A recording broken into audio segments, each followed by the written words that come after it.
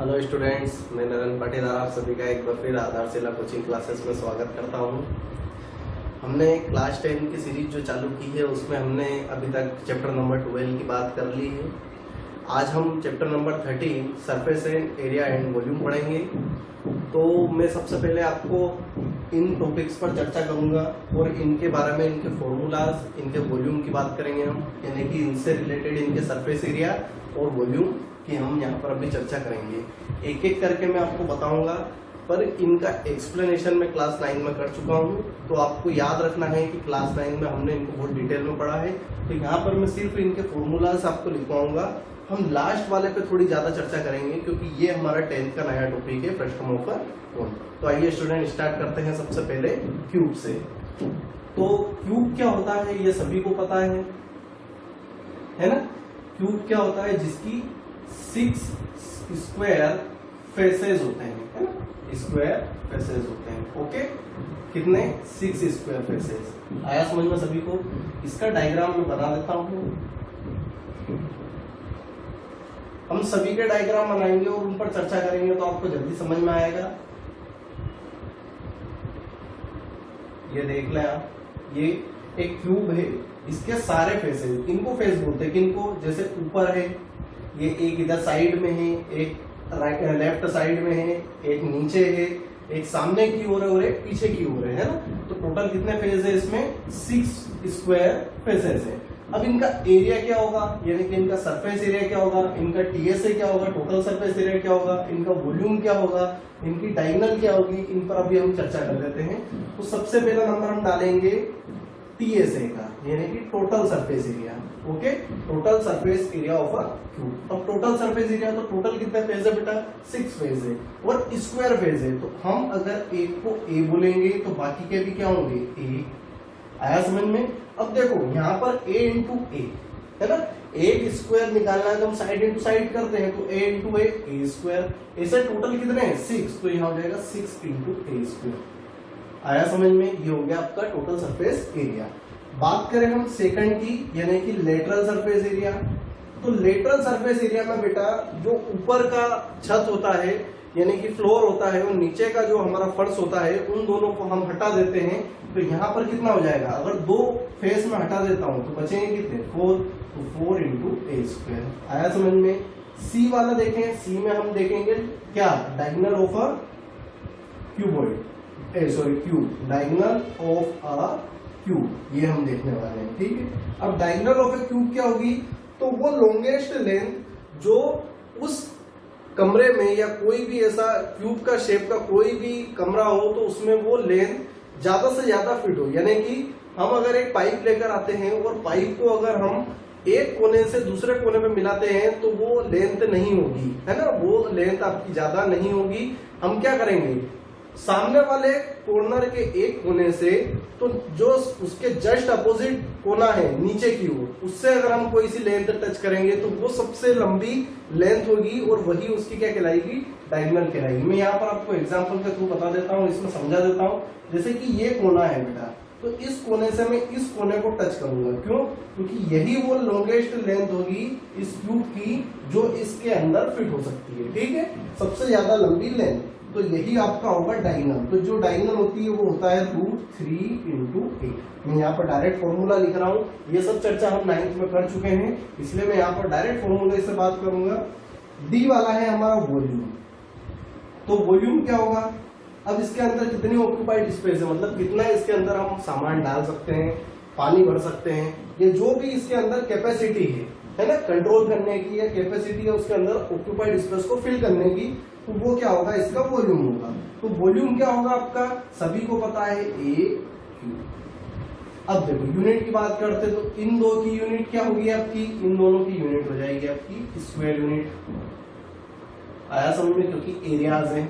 इसकी यूनिट क्या होगी? तो इसकी होगी सिर्फ यूनिट, कोई सी भी, सेंटीमीटर, मीटर, क्योंकि ये क्या है? एक लेंथ है, ठीक है। और इसकी यूनिट क्या होगी? तो इसकी होगी क्यूबिक यूनिट। आया समझ में सभी को? ये चीजें आपको समझ में आ गई है। इसके बाद चर्चा करने वाले हैं हम क्यूबॉइड की, ओके। तो अब हम देखेंगे सेकेंड वाला क्यूबॉइड, ठीक है। क्यूबॉइड का सबसे बढ़िया एग्जांपल होता है ब्रिक्स, डस्टर या आपका कंपोस्ट बॉक्स, ठीक है, जिसके फेसेस कैसे होते हैं, रेक्टेंगुलर फेसेस होते हैं, रेक्टेंगुलर फेसेस। ये भी कितने होते हैं, 6, ओके। इसमें 2 स्क्वायर फेस भी हो सकते हैं कभी कभी, है ना, बाकी के 4 रेक्टेंगुलर हो सकते हैं या 6 रेक्टेंगुलर फेसेस हो सकते हैं। तो यहाँ पर आपके फॉर्मूलाज क्या होंगे वो देख लेते हैं। तो सबसे पहले डायग्राम बना देता हूं मैं आपको समझने के आधार पे।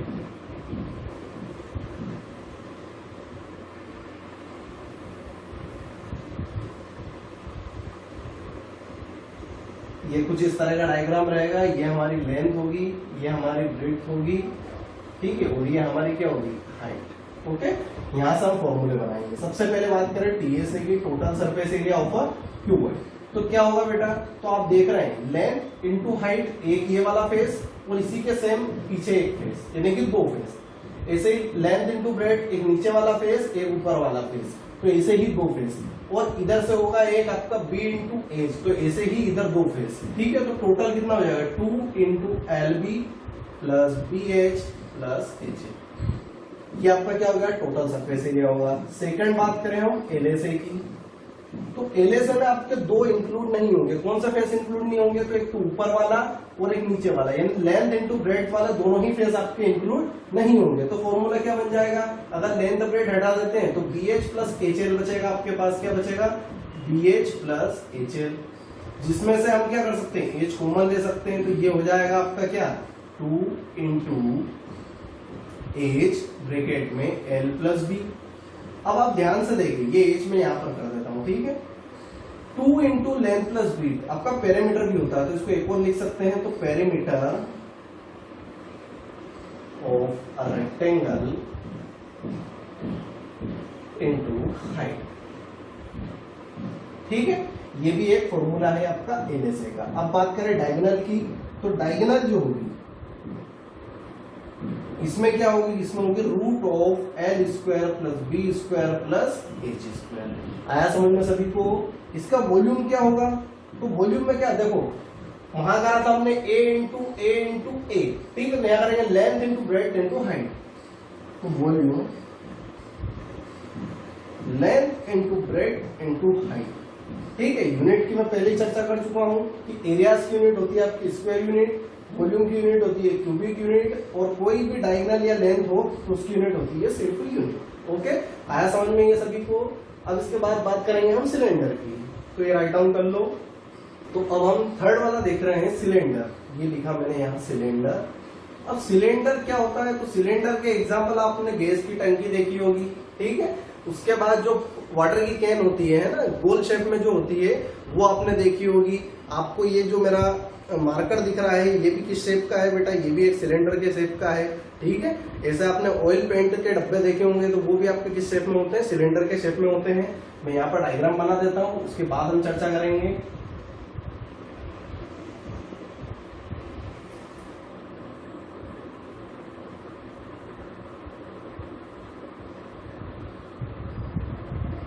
ठीक है, ये आपके सामने डायग्राम बना दिया है मैंने। अब बात करते हैं पर, ये तो हो गई इसकी हाइट, ओके, ये हो गई इसकी रेडियस, बस। अब हम इन दोनों की मदद से यहाँ पर क्या निकालेंगे, सबसे पहले तो सीए से, curved surface area. Curved surface area मतलब उसकी कर्व्ड सरफेस का एरिया। कौन सी सरफेस, ये वाली, ठीक है। कौन सी वाली, ये वाली, ये कर्व्ड सरफेस है, ओके। ये वाली सरफेस जो है ये कर्व्ड सरफेस है, कौन सी, ये, ठीक। तो इसका एरिया क्या होगा, तो इसका एरिया हो जाएगा आपका 2 into pi into R into H, यानी 2 पाई आर एच। क्या हो जाएगा, 2 पाई आर एच। अब ये कैसे आया, तो देखो ये जो पॉइंट है बेटा सेंटर, यहां से ये आर पूरी घूमेगी, आया समझ में, आ रहा है क्या नहीं। तो 2 पाई आर ये क्या होती है, सर्कमफ्रेंस। कहां तक घूमेगी, इस हाइट तक घूमेगी, तब जाके ये सिलेंडर का शेप देगी। आया समझ में, तो इस हाइट तक हो जाएगा, तो 2 पाई आर एच। बी वाला बात करें हम, टीएस से टोटल सरफेस एरिया, तो इसमें हम 2 ढक्कन लगा देते हैं। ऊपर भी ढक्कन लगा देता हूं मैं, एक नीचे की तरफ ढक्कन लगा देते हैं। तो दोनों ढक्कन के शेप कैसे हैं, फ्लैट सर्कुलर फेस, यानी कि इनका एरिया और इंक्लूड होगा। तो इसके साथ में क्या कर देता हूं, इन दोनों का एरिया भी इंक्लूड कर देता हूं। सभी को पता है सर्कल का एरिया होता है पाई आर स्क्वायर, 2 है तो 2 पाई आर स्क्वायर, है ना। 2 पाई आर हम कॉमन ले ले, ब्रैकेट में बचा एच प्लस आर। ये आपका क्या होगा, total surface area of a cylinder. आया समझ में। सी मतलब थर्ड की बात करें तो थर्ड इसमें क्या होगा, वॉल्यूम। यहाँ पर डायगोनल मत बनाने बैठ जाना, ठीक है। तो वॉल्यूम होगा आपका क्या, तो वॉल्यूम होगा आपका पाई आर स्क्वायर एच। वॉल्यूम मतलब पूरा फिल होना चाहिए। जैसे मैं कोइन के ऊपर कोइन जमाते जाऊंगा ना, जैसे एक कोइन, ये दूसरा कोइन, ये तीसरा कोइन, ये चौथा, ये पांचवा, तो ऐसे करके ये एक सिलेंडर का शेप ले लेगा। यानी कि उसमें क्या हो रहा है, तो उसमें एरिया के साथ किसका मल्टीप्लाई हो रहा है, उसकी हाइट का मल्टीप्लाई हो रहा है। आ रहा समझ में। पहले सरकमफेरेंस के साथ हुआ था तो 2 पाई आर इंटू एच, मतलब होलो आपने देखे होंगे, पाई बहुत जगह देखे होंगे आपने, उस शेप में है ना। अब ये जो है ये किसके से मिली, ये पूरा कंटेनर है भरा हुआ, ठीक है, तो पाई आर स्क्वायर एच। आया समझ में सभी को। इसके बाद हम बात करने वाले हैं कोन की, ये राइट डाउन कर लो। तो अब हम बात कर रहे हैं 4th नंबर की, कोन की। तो कोन की शेप में होता है, देखा है आपने सभी ने, बच्चों ने आइसक्रीम बहुत खाई है, तो आइसक्रीम के बारे में तो सभी को पता है, उसका शेप कैसा होता है, ऐसा होता है। ये आपका क्या है, कोन है। अब कोन में क्या क्या होंगे, तो 3 चीजें होगी।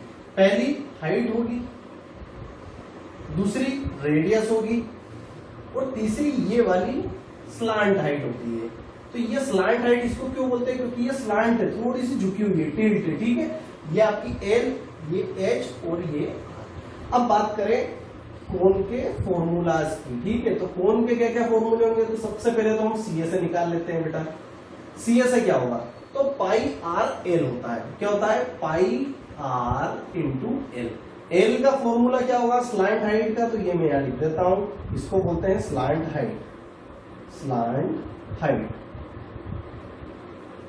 एल को, ठीक है, एल से डिनोट करते हैं इसको। ये होगा आपका H square plus R square. क्यों, क्योंकि यहां पर आपको दिखाई दे रहा है ट्राइंगल बन रहा है। कौन सा ट्राइंगल है, ये राइट ट्राइंगल, इसलिए इसका एक और नाम है बेटा राइट सर्क्यूलर कोन। राइट सर्क्यूलर कोन, आया समझ में। इसको एक और नाम से जानते हैं हम, राइट सर्क्यूलर कोन के नाम से। तो ये भी आपको याद रखना है। ये रेडियस हो गई, ये हाइट हो गई, ये एल हो गया। तो अगर मैं राइट ट्राइंगल लूंगा तो H square plus R square equal to L square.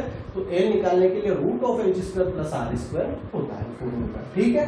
बात करें हम सेकंड वाले की, तो सेकंड वाला होगा आपका TS, total surface area. Total surface में नीचे वाला फ्लैट सर्कुलर फेस भी आपका ऐड हो जाएगा, यानी कि पाई आर एल के अंदर एक पाई आर स्क्वायर ऐड हो जाएगा। तो पाई आर तो हमारा है ही सही, एल प्लस आर, ये आपका टीएस हो गया। वॉल्यूम की बात करें तो इसका वॉल्यूम क्या होगा, आपको दिखने में क्या दिख रहा है बेटा, ये सिलेंडर का 1/3 हिस्सा है ये, है ना। अगर ध्यान से देखा जाए, मैं अगर इसको थोड़ा सा ऐसा करके कुछ बना दूं आपको, तो आपको समझ में आने लग जाएगा। ये देखो आप, सिलेंडर का 1/3 हिस्सा मतलब 1/3 ऑफ वॉल्यूम ऑफ सिलेंडर। आया समझ में। तो हमारा वॉल्यूम ऑफ सिलेंडर का हमने पढ़ा था क्या था, पाई आर स्क्वायर एच, ये था। तो इसका 1/3 अगर कर दूं तो वो वॉल्यूम किसका हो जाएगा, कोन का हो जाएगा। आया समझ में सभी को या नहीं आया। अब इसके बाद हम बात करेंगे स्फीयर की, तो ये राइट डाउन कर लो। अब हम बात करेंगे स्फीयर की, ठीक है। स्फीयर क्या होता है, तो स्फीयर का सबसे बढ़िया एग्जांपल है आपके क्रिकेट की बॉल, टेनिस बॉल या फुटबॉल, जो पूरी तरीके से भरी हुई होती है, ठीक है। स्फीयर है ना, जो फेस होता है वो सर्कल से बनता है, ठीक है। तो स्फीयर का फॉर्मूला हम देखेंगे, पहले उससे पहले मैं यहाँ डायग्राम बना देता हूँ। ये बना दिया मैंने, गोल नहीं बना तो कोई बात नहीं बेटा, है ना, क्योंकि ब्लैक बोर्ड पर या व्हाइट बोर्ड पर बनाना पॉसिबल नहीं होता है गोल, फिर भी मैं कोशिश करूंगा आपको समझाने के लिए, ठीक है।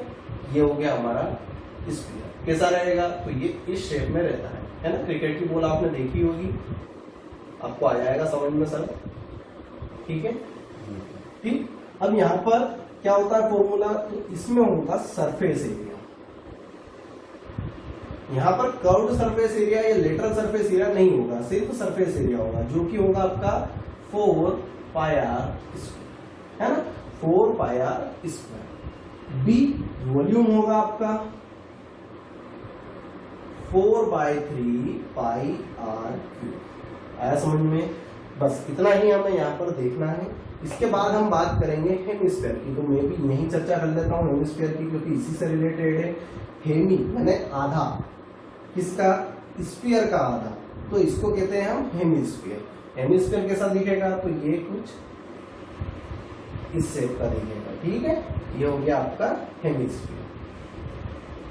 बाउल देखा होगा आपने, बाउल है ना, कटोरा, तो वो किस शेप का होता है, इसी शेप का होता है, ये आपकी रेडियस हो गई।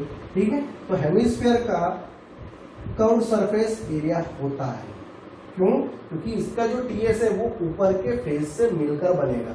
तो कटोरा तो क्या है, खाली है भाई, ये कर्व जो सरफेस दिख रही है आपको, तो इसका एरिया हो जाएगा आपका 2 पाई r स्क्वायर, इसका आधा दिख रहा है।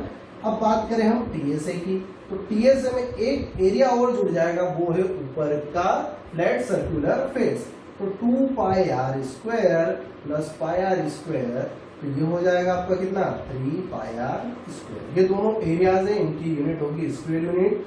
बात करें हम वॉल्यूम की, तो वॉल्यूम क्या होगा बेटा, इसका वॉल्यूम हो जाएगा इसका आधा, तो 2/3 पाई r सभी को पता है रेडियस ऑफ अ हेमिस्फीयर, इधर होगी रेडियस ऑफ अ स्फीयर। आया समझ में सभी को? तो इन दोनों के बाद अब हम चर्चा करने वाले हैं फ्रस्टम ऑफ ए कोन की, जो कि आपका क्लास 10 का मेन टॉपिक है। ठीक है, ये राइट डाउन कर लो। अब हम बात करेंगे 7th नंबर फ्रस्टम ऑफ ए कोन की। फ्रस्टम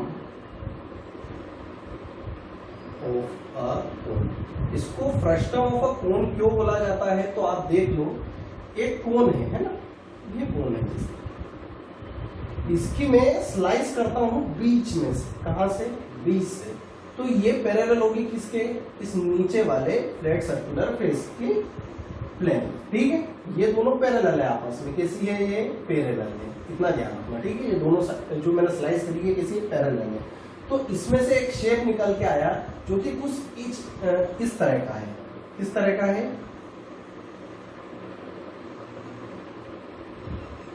आया समझ में? कुछ इस तरह का, या हम बोल सकते हैं ग्लास को नीचे कर दो, उल्टा रख दो। हमने जो देखा है कहां पर, जो हम चाय के छोटे छोटे डिस्पोजल लाते हैं वो भी किस शेप में होते हैं, इसी शेप में होते हैं। ठीक, तो बहुत जगह आपको ये देखने को मिल जाएगा, बाल्टी जो बकेट होती है वो भी इसी तरह की होती है। ठीक है, अब यहाँ पर क्या होता है, तो यहाँ पर दो रेडियस होगी बेटा, R1 R2, दोनों की रेडियस अलग अलग है। ठीक है, ये होगी आपकी क्या, स्लांट हाइट, ओके, और ये होगी आपकी हाइट। आया समझ में सभी को? तो इसके आधार पर फॉर्मूले हम क्या क्या बना सकते हैं। तो सबसे पहला जो फॉर्मूला होता है वो होता है CSA। तो इसका CSA देखो, कौन का CSA सभी को पता है, पाई आर एल। क्या होता है, पाई आर एल। तो पाई और एल तो कॉमन ही है, क्योंकि स्लैंट हाइट और पाई ये वैल्यू कॉमन है। अब साथ में इसमें एक चीज और इंक्लूड होगी, क्या होगी, तो वो बता देता हूं। इसमें दो रेडियस है, तो R1 प्लस R2, ये हो गया आपका कर्व्ड सरफेस एरिया।